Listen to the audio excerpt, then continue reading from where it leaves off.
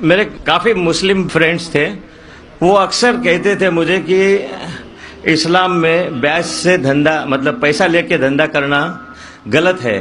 مجھے اکثر وچار آتا تھا کہ یہ کیسے ڈیولپمنٹ ہوگا، لیکن آج کا پریزنٹ سینیریو پورے دنیا کا دیکھتے ہوئے ایک ماننا پڑ رہا ہے کہ جس نے اپنا گھر گروی رکھ کے قرض لیا اور پروفٹ جس میں ملتا ہے اس شیئر بازار میں لگایا، ان کا گھر بھی تباہ ہو گیا.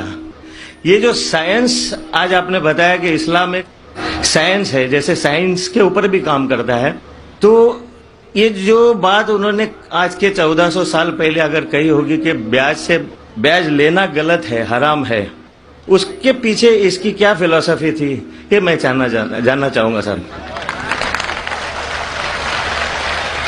بھائی صاحب نے بہت اچھا سوال پوچھا کہ اسلام میں ان کے بہت سے دوست مسلمان دوست کہتے ہیں کہ بیاج لینا حرام ہے.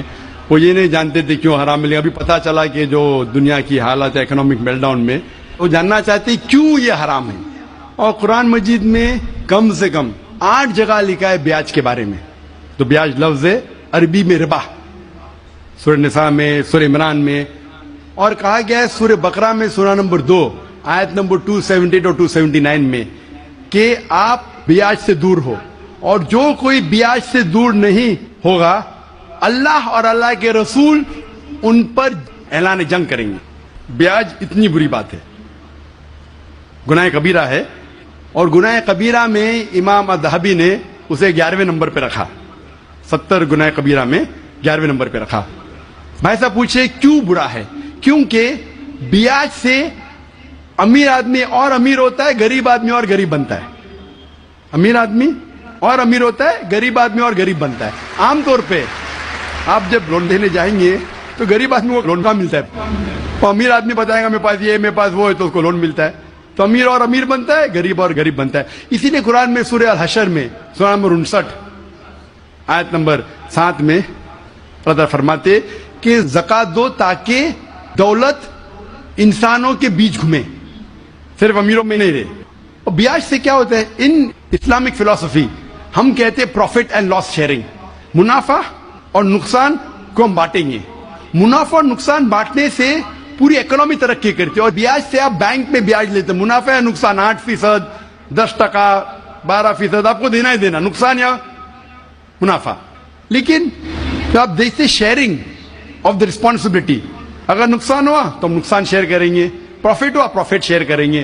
بیاج میں کیا ہوتا ہے؟ مثال کے طور پہ بینک میں، میں ایک لمبی تقریر دے چکا ہوں اس پہ، ابھی وقت نہیں ہے، صرف یہ بولوں گا کہ بیاج میں کیا ہوتا ہے. مثال کے طور پہ بینک اے کے پاس سپوز 100 روپیہ ہے، وہ بینک بی کو 10 روپیہ رکھ کے 90 روپیہ دیتی ہے بینک بی کو.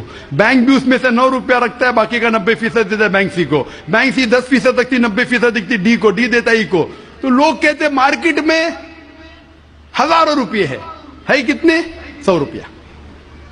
تو آج کی تحقیق کہتے ہیں مارکیٹ میں فلوٹ ہو رہا ہے $6 ٹریلین، ہے تو کچھ نہیں، بہت کم فلوٹ ہو رہا ہے $6 ٹریلین. ایک جن بیٹھتا ہے سب لوگ بیٹھنے شروع ہوتے. لیمین بردرز، کون سوچ سکتا تھا کہ لیمین بردر نمبر 1 بیٹھ جائے گا. اس کے بعد سٹی گروپ، ایک بیٹا سب بیٹھتے گئے پوری دنیا میں ایک کے بعد ایک.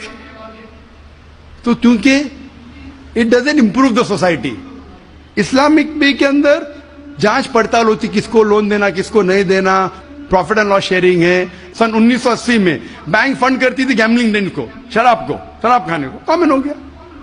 اس کے بارے میں اگر تقریر میری سنیں گے، interest free economy promulgated by the Quran, ربا کس طریقے سے حرام ہے، اس کے اوپر تقریر میں نے کی ہے. اگر وہ سنیں گے اس میں اور ڈیٹیل میں تذکرہ کر رہا ہوں کیوں انٹرسٹ حرام ہے.